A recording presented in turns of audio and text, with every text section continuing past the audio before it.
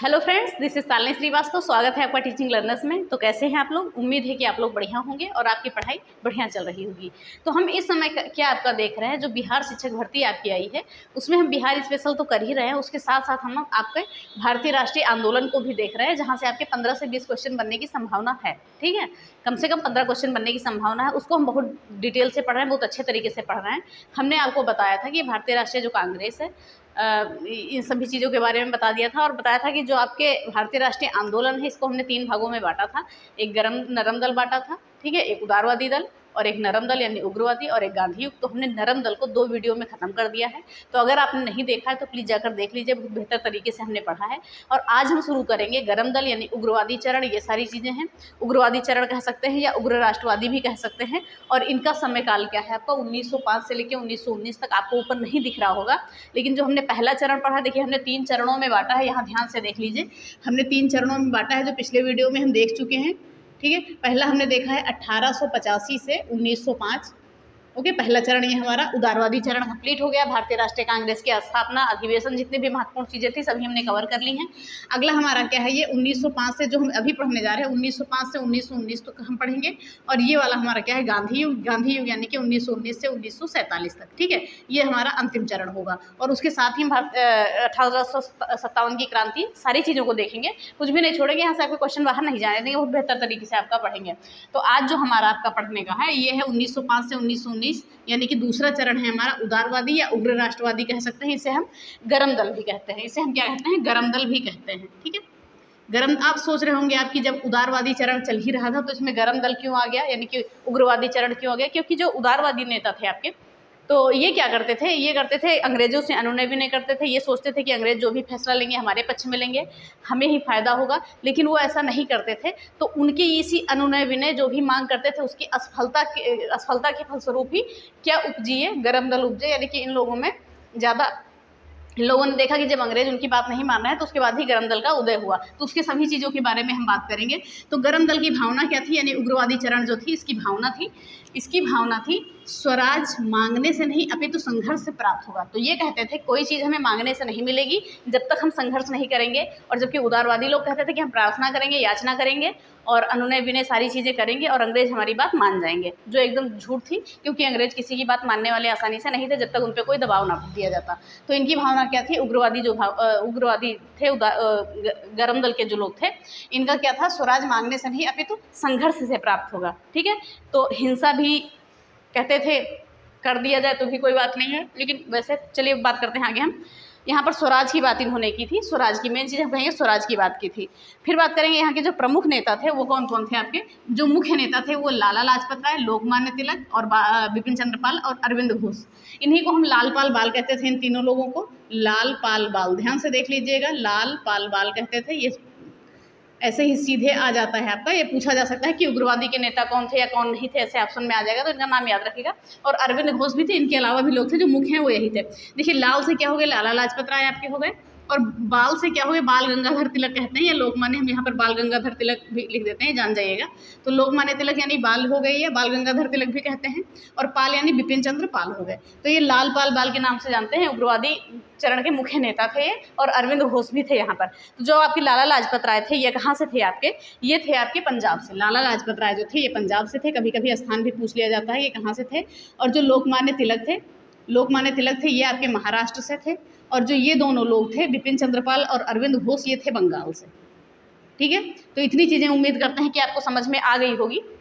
फिर बात करेंगे कि ये उदारवादी जो उग्रवादी लोग थे, जो गरम दल के नेता थे, इनका उद्देश्य क्या था। इनका सीधा सीधा उद्देश्य ये था, स्वराज की प्राप्ति यानी कि अपना राज हो, स्वतंत्रता की प्राप्ति यानी कि लोग स्वतंत्र हो, विदेशी शासन का बहिष्कार इन्होंने किया था और कहा था विदेशी वस्तुओं को भी फेंकिए, आप विदेशी वस्तुओं का प्रयोग मत करिए और स्वदेशी का प्रयोग करिए। ठीक है, ये सारी चीज़ें यहाँ पर आई थी। ये कारण पूछा जाता है, ये उद्देश्य आपका पूछा जाता है। तो अगर पूछा जाए गरम दल के जो लोग थे, गरम दल के नेताओं का मुख्य उद्देश्य क्या था, यानी कि उग्रवादी चरण का मुख्य उद्देश्य क्या था, स्वराज की प्राप्ति, स्वतंत्रता की प्राप्ति, विदेशी शासन का बहिष्कार और स्वदेशी का प्रयोग। तो उम्मीद करते हैं कि ये ऊपर की चीज़ें आपको समझ में आ गई होंगी।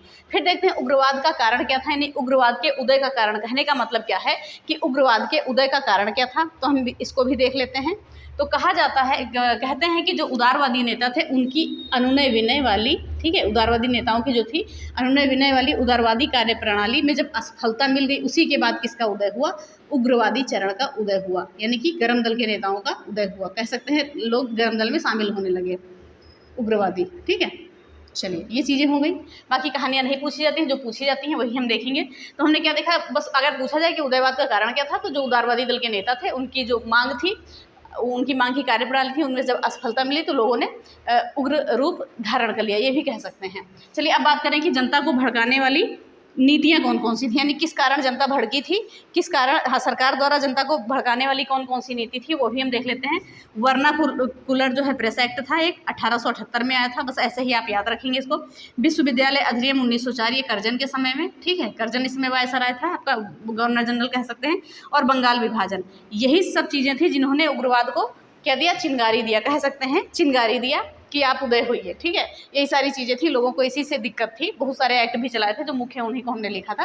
तो अगर पूछा जाए मुख्य नीतियाँ कौन कौन सी थी जो जनता ने सरकार ने भड़काया था जनता को, तो वर्नाकुलर प्रेस एक्ट जो 1878, और फिर बात करेंगे विश्वविद्यालय अधिनियम आ गया इस समय 1904, करजन के समय का था, और बंगाल विभाजन 1905 में हो गया। ये सारी चीज़ें क्या हुई? लोगों को भड़का दिया इन्होंने। और उसके साथ ही ध्यान से देखिएगा कि 1896 से 1900 के बीच क्या हुआ? भयंकर अकाल पड़ गया।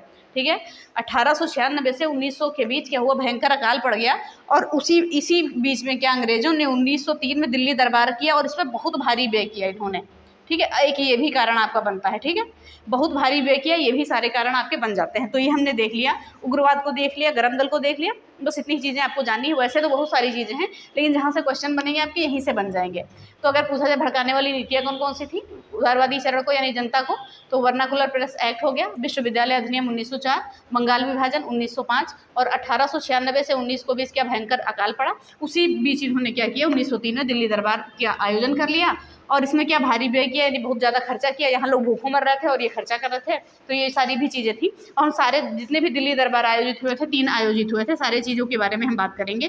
ठीक है, 3 दिल्ली दरबार थे, सारी चीज़ों के बारे में बात करेंगे, वो आगे आते रहिए आप, आगे हम देखेंगे। अब हम देख लेते हैं कुछ उग्रवादी चरण के जो मुख्य नेता हैं जिनके बारे में पूछा जा सकता है, उनको देख लेंगे।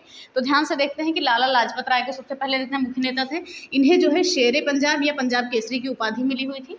जो लाला लाजपत राय थे आपके, उन्हें शेरे पंजाब या किसकी उपाधि मिली हुई थी? पंजाब केसरी की उपाधि मिली हुई थी। और इनकी एक पुस्तक थी अनहैप्पी इंडिया, मोस्ट इंपॉर्टेंट, कई बार पूछी गई है। ठीक है, इनकी एक पुस्तक क्या थी? अनहैप्पी इंडिया, और लाला लाजपत राय की। तो ये चीज़ें हैं। अब बात करें इनकी मृत्यु कब हुई? 17 नवंबर 1928 को साइमन कमीशन के विरोध में क्या हुई? इनकी मृत्यु हो गई। उसमें इन्हें बहुत ज़्यादा इनके ऊपर वो हो गई थी चीज़ें।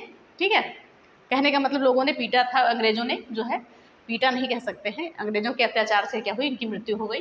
तो 17 नवंबर 1928 को साइमन कमीशन के विरोध में क्या हुई? लाला लाजपत राय की मृत्यु हो गई। और इसी में मुख्य नेता हमारे क्या आते हैं? तिलक आते हैं, तिलक जी आते हैं, बाल गंगाधर तिलक ने। इन्होंने लोगों की नींदें उड़ा दी थी अंग्रेजों की।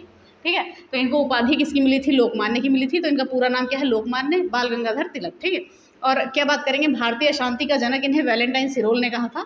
इन्हें क्या कहा था? भारतीय अशांति का जनक कहा था। ये पूछा जाता है लाइन आपका। और इन्हें सिरोल की जगह कहीं कहीं चिरोल भी लिखा आ जाता है, तो ये भी जान जाएगा कि चिरोल लिखा हुआ है, कोई दिक्कत नहीं है इसमें। ओके, अब इन्होंने ही एक आपका दिया था 1916 लखनऊ अधिवेशन में इन्होंने एक भाषण दिया था, एक नारा दिया था कि स्वराज हमारा जन्मसिद्ध अधिकार है, हम इसे लेकर रहेंगे। ठीक है, क्या दिया था इन्होंने? कि स्वराज हमारा जन्मसिद्ध अधिकार है और हम इसे क्या करेंगे? लेकर रहेंगे। ये सारी चीज़ें हो गई थी आपकी। चलिए और आगे हम देख लेते हैं यहाँ पर। और इन्हीं के समय में इन्होंने जो है 2 समाचार पत्र निकाले, कौन कौन से? मराठा और केसरी, जिसके बारे में हम पहले भी बात कर चुके हैं कि मराठा आपकी अंग्रेजी भाषा में थी और केसरी आपकी मराठी भाषा में थी। केसरी क्या थी? आपकी मराठी भाषा में थी, और मराठा आपकी क्या थी? इंग्लिश भाषा में थी। और इनकी एक पुस्तक कौन सी थी? गीता रहस्य थी, मोस्ट इंपॉर्टेंट पुस्तक है, गीता रहस्य भी थी इनकी।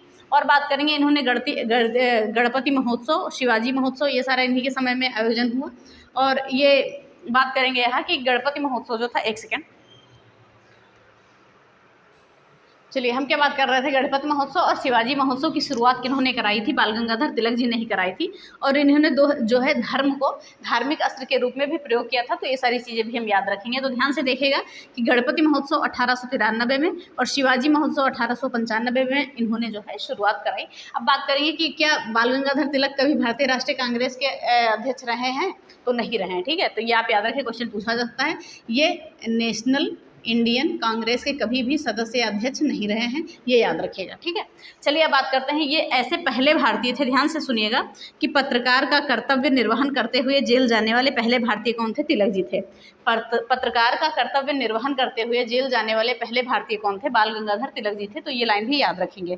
तो ये सारी चीज़ें हो गई। बाल गंगाधर तिलक के बारे में हमने जान लिया कि कभी ये भारतीय राष्ट्रीय कांग्रेस के सदस्य बने ही नहीं थे। उपाधि इनकी लोकमान्य की थी। भारतीय शांति का जनक इन्हें कहा है वैलेंटाइन सिरोल ने कहा है।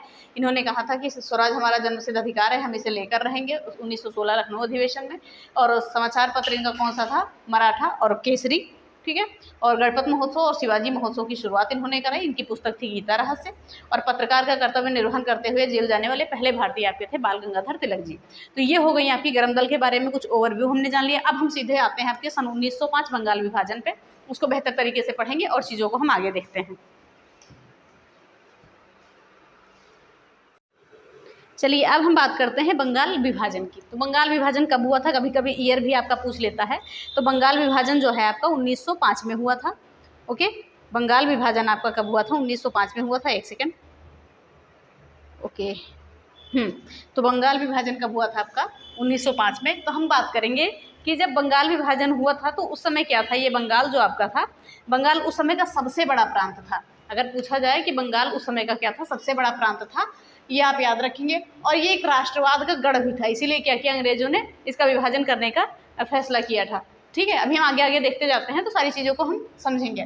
तो बंगाल विभाजन 1905 में हुआ। बंगाल उस समय क्या था? सबसे बड़ा प्रांत था और ये राष्ट्रवाद का गढ़ था। तो जब बंगाल विभाजन हुआ उस समय देखिए, उस समय आपके प्रमुख जो व्यक्तित्व थे कौन कौन थे? प्रमुख व्यक्तित्व यानी कि उससे संबंधित व्यक्तित्व कौन थे? वायसराय कौन था? कर्जन था। और लेफ्टिनेंट गवर्नर था एंड्रयू फ्रेजर। और भारत सचिव कौन था? रिजले था। तो सबके बारे में हम जानेंगे। तो ये जो एंड्रयू फ्रेजर है, इसने कहा था कि मुझे हिंदू और मुस्लिम पत्नियां पसंद है। शायद एग्जाम में आपके पूछा भी गया है, तो ये चीज़ आप याद रखेंगे। और बात करें बंगाल विभाजन का जो कारण बताया, कर्जन ने बताया। तो इन्होंने ये कहा, कर्जन ने, कि हमने किया है कि बंगाल जो है बड़ा प्रांत है और इसे संभालना मुश्किल है, हमने इसीलिए जो है इसका विभाजन कर दिया। लेकिन जो वास्तविक कारण था, तो वास्तविक कारण क्या था? इन्हें डर था कि लोग अगर एकजुट होंगे तो हमारे लिए मुश्किलें खड़ी हो जाएंगी। तो इन्होंने क्या किया? हिंदू मुस्लिम एकता में फूट डाला, ठीक है। फूट डालने के लिए बंगाल विभाजन किया इन्होंने। और बंगाल से उठने वाले राष्ट्रपति आंदोलन को रोकने के लिए, कमज़ोर करने के लिए इन्होंने बंगाल विभाजन कर दिया, ठीक है। तो यही सारी चीज़ें थी। वास्तविक कारण यही था कि इन्हें क्या था कि फूट डालना था, हिंदू और मुस्लिम में फूट डालना था, ये दोनों अलग अलग हो जाएं तो हमारा भी रास्ता आसान हो जाएगा। और ये जो है बंगाल से उठने वाला जो राष्ट्रपति आंदोलन था उसे भी ये कमज़ोर करना चाहते थे। तो कारण इनका यही था, ठीक है।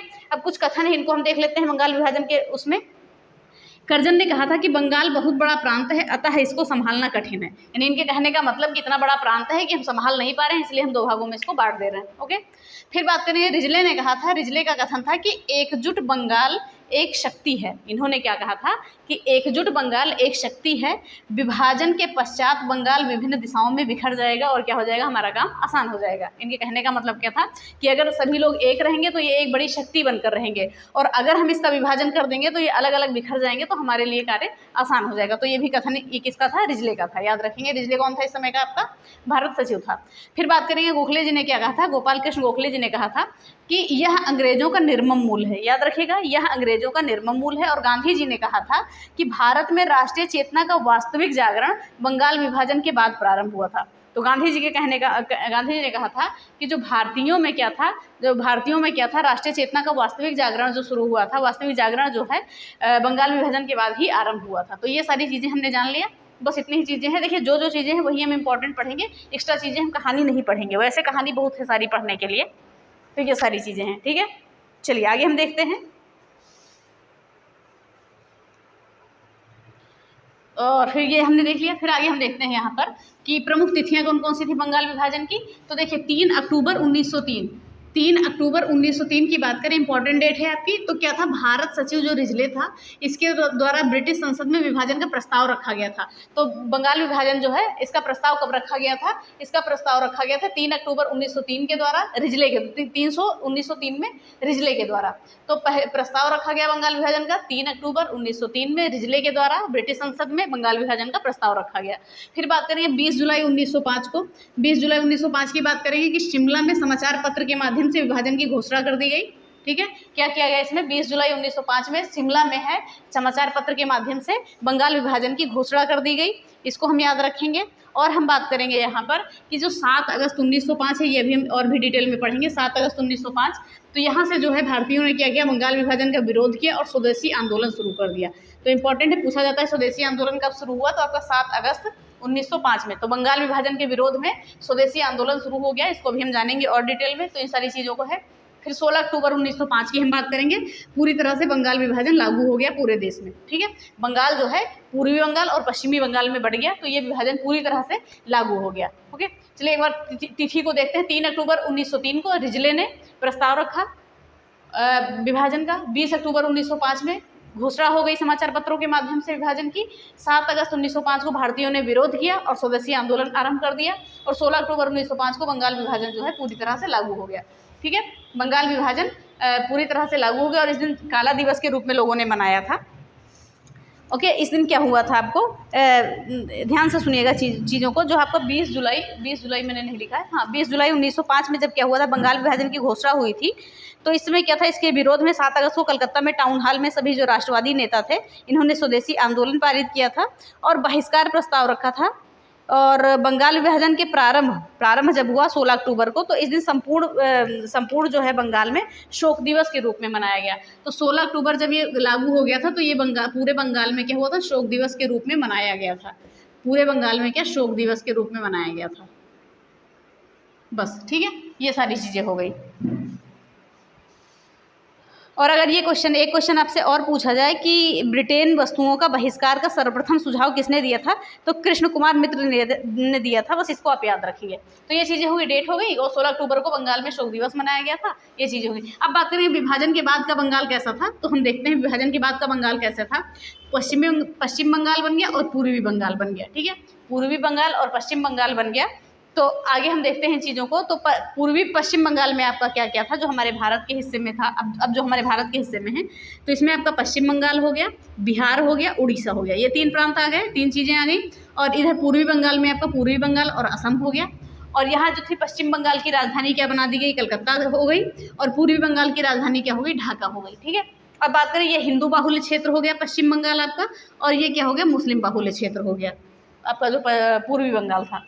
और लेफ्टिनेंट गवर्नर इस समय इधर के कौन थे, पश्चिम बंगाल के, तो एंड्रयू फ्रेजर थे। और पूर्वी बंगाल के थे ब्लूमफील्ड फुलर। तो ये चीज़ें होंगी, बंगाल विभाजन आपका समाप्त होता है। अब आगे हम दूसरे आंदोलन पे आते हैं, जो भी चीज़ें हैं आपका इस पे आते हैं स्वदेशी आंदोलन पे। तो एक बार और देख लीजिए, बंगाल विभाजन कब हुआ था, 1905 में हुआ था। वायसराय कौन था, कर्जन था। भारत सचिव कौन था आपका, रिजले था। लेफ्टिनेंट गवर्नर कौन था, एंड्रयू फ्रेजर था। कारण क्या था, किस कारण इन्होंने किया था कि हिंदू मुस्लिम में हम एकजुटता को खत्म कर देंगे और बंगाल से उठने वाले आंदोलन को भी कमजोर कर देंगे, ये सारी चीज़ें थी। कर्जन ने कहा था कि ये जो बंगाल है आपका, ये बहुत बड़ा प्रांत है, तो इसे संभालना मुश्किल हो रहा है, इसलिए इन्होंने बांटा था।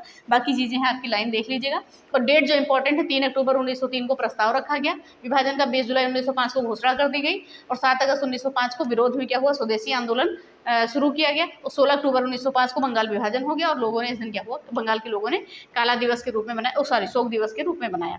और विभाजन के बाद का बंगाल कैसा था, पश्चिम बंगाल में देखिए क्या क्या आ गया था, पश्चिम बंगाल, बिहार, उड़ीसा, राजधानी कलकत्ता हो गई। और हिंदू बाहुल्य क्षेत्र था, गवर्नर एंड्रयू फ्रेजर था यहाँ का।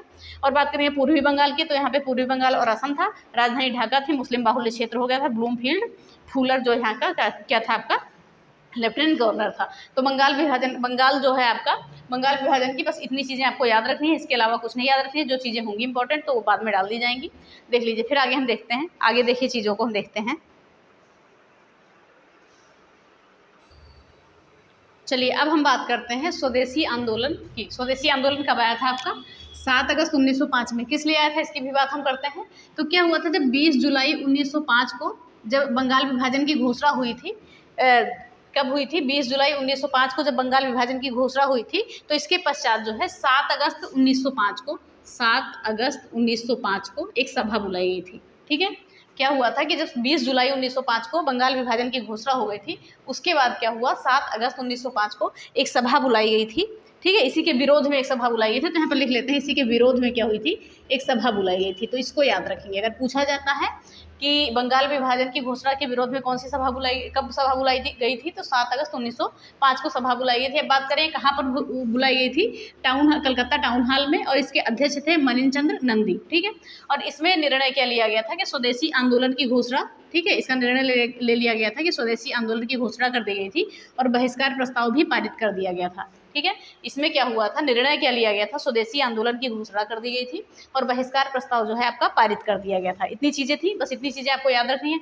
अब हम बात करते हैं यहाँ पर एक, जैसा कि मैंने अभी आपको फैक्ट बताया था कि स्वदेशी अपनाने, ठीक है, मैंने आपको एक फैक्ट बताया था कि स्वदेशी वस्तुओं को अपनाने और विदेशी वस्तुओं को बहिष्कार करने का सर्वप्रथम जो है सुझाव किसने दिया था? सर्वप्रथम सुझाव दिया था श्री कृष्ण कुमार मित्र ने। इनका नाम याद रखिएगा, इन्होंने जो है सर्वप्रथम सुझाव दिया था, सर्वप्रथम ये सुझाव दिया था। ठीक है, क्या सुझाव दिया था? कि आप स्वदेशी वस्तुओं को अपनाएं और विदेशी वस्तुओं का बहिष्कार करें। तो ये चीज़ें हो गई। फिर बात करें यहाँ पर, ये एक चीज़ है और देखिएगा ध्यान से कि स्वदेशी आंदोलन के बावजूद क्या हुआ था? स्वदेशी आंदोलन के बावजूद विभाजन क्या हुआ? वापस नहीं लिया गया। ये आंदोलन हो भी गया, इसके बाद भी क्या हुआ? बंगाल विभाजन का प्रस्ताव क्या है? वापस नहीं लिया गया। तो इसके लिए क्या हुआ? 16 अक्टूबर 1905 को, ध्यान से देखिएगा, 16 अक्टूबर 1905 को इसकी घोषणा कर दी गई। 16 अक्टूबर 1905 को बंगाल विभाजन की जब घोषणा कर दी गई तो इसके बाद क्या हुआ? ये आंदोलन ने और तेजी पकड़ लिया और लोगों ने यहाँ विदेशी वस्त्रों की होली जलाई। बस इतनी चीज़ों को याद रखेंगे, विदेशी वस्त्रों की होली जलाई। ओके, चलिए, तो कहने का सीधा सीधा मतलब क्या था कि जब स्वदेशी आंदोलन के बाद भी बंगाल विभाजन का प्रस्ताव वापस नहीं लिया गया तो लोगों में आक्रोश हुआ और 16 अक्टूबर 1905 को जो है इसकी घोषणा कर दी गई, इसको लागू कर दिया गया। तो लोगों में इतना आक्रोश हो गया, वो आंदोलन और तेज़ी से पकड़ लिया और उन्होंने क्या कि विदेशी वस्त्रों की होली जलाई। ठीक है, इतनी चीज़ों को याद रखेंगे। और इस आंदोलन का जो है, जो आपका स्वदेशी आंदोलन है, इसका शीर्षक गीत क्या था? वंदे मातरम था। शीर्षक गीत क्या था आपका? वंदे मातरम था। ठीक है, वंदे मातरम। तो हम बात करेंगे यहाँ पर, देखिए कौन से अधिवेशन में, ठीक है, यानी कब और कहाँ, ठीक है, कौन से अधिवेशन में ये वंदे मातरम आपका पहली बार गाया गया था? याद रखिए, बताइएगा इसको कमेंट बॉक्स में लिख के। फिर बात करें आगे हम कि टैगोर जी की आमार सोनार जो बांग्ला थी, इन्होंने एक टैगोर जी के द्वारा रचित क्या थी? आमार सोनार बांग्ला थी। तो इसे 1971 में जो है बांग्लादेश का राष्ट्रगान बनाया गया था। 1971 में बांग्लादेश का राष्ट्रगान बनाया गया था, इसको भी हम याद रखेंगे। ओके, टैगोर जी की देखिए एक और इनकी रचना है गीतांजलि। टैगोर जी की एक रचना क्या है? गीतांजलि, जिसको 1913 में कई बार पूछा गया है। 1913 में इसको नोबेल मिला था। ये चीज़ भी आप याद रखेंगे। ठीक है, तो चलिए इसके बारे में थोड़ा सा और जान लेते हैं। स्वदेशी आंदोलन, इसी को रिवीजन कर लेते हैं थोड़ा सा। ठीक है, तो क्या हमने देखा कि स्वदेशी आंदोलन के बारे में 7 अगस्त 1905 को आया। किस लिए आया? 20 जुलाई 1905 को जब विभाजन की घोषणा हो गई तो इसके विरोध में एक सभा बुलाई गई 7 अगस्त 1905 को। कहाँ पर? टाउन हॉल कलकत्ता में। और अध्यक्षता किसने की? मनीचंद्र नंदी ने की। और निर्णय लिया गया कि स्वदेशी आंदोलन, निर्णय मतलब ले लिया गया कि स्वदेशी आंदोलन की घोषणा यहाँ पर कर दी गई और बहिष्कार प्रस्ताव को पारित कर दिया गया। अब बात करेंगे स्वदेशी चीज़ों को अपनाने और विदेशी वस्तुओं का बहिष्कार करने का सर्वप्रथम सुझाव दिया था श्री कृष्ण कुमार मित्र ने। अब बात करेंगे यहाँ पर क्या हुआ कि जब स्वदेशी आंदोलन के बावजूद भी अंग्रेजों ने क्या हुआ, विभाजन का प्रस्ताव वापस नहीं लिया और 16 अक्टूबर 1905 को लागू कर दिया। तो इसके विरोध में आंदोलन तो तेज हुआ ही, साथ में लोगों ने क्या किया? विदेशी वस्त्रों की होली भी जलाई। और इसका आंदोलन का शीर्षक गीत क्या था? वंदे मातरम। तो क्वेश्चन भी हमने पूछा है कि कब, कौन से अधिवेशन में, कब, कहाँ, सारी चीज़ें आपको बतानी है। ठीक है, और टैगोर जी की जो अमार सोनार बांग्ला है ये 1971 में राष्ट्रगान का बांग्लादेश बन गया। और टैगोर जी की एक रचना है गीतांजलि, जिसमें इन्हें नोबेल पुरस्कार भी दिया गया था 1913 में। तो ये चीज़ें भी हम याद रखेंगे। ओके, चलिए फिर आगे हम बात करते हैं यहाँ पर कांग्रेस अधिवेशन 1905 की। तो कांग्रेस अधिवेशन 1905 की हम बात करेंगे। तो यहाँ पर जो है आपका ये कहाँ पर हुआ था? बनारस में हुआ था। कांग्रेस अधिवेशन 1905 कहाँ हुआ था? बनारस में हुआ था। इसकी अध्यक्षता किसने की थी? गोपाल कृष्ण गोखले जी ने की थी। और यहाँ पर क्या हुआ था? स्वदेशी आंदोलन और बहिष्कार प्रस्ताव का समर्थन किया गया था। तो अगर पूछा जाता है कि स्वदेशी आंदोलन और बहिष्कार प्रस्ताव का समर्थन कौन से अधिवेशन में किया गया था, तो हम कांग्रेस अधिवेशन 1905 यानी बनारस अधिवेशन में हम कह सकते हैं। और बात करेंगे यहाँ पर कि प्रिंस ऑफ वेल्स, ठीक है, कि भारत आगमन पर जब कांग्रेस ने इनका स्वागत किया, ठीक है, जब कांग्रेस ने इनका क्या किया? स्वागत किया, तो इससे क्या हुआ? गरम दल बहुत गुस्सा हो गए। ठीक है,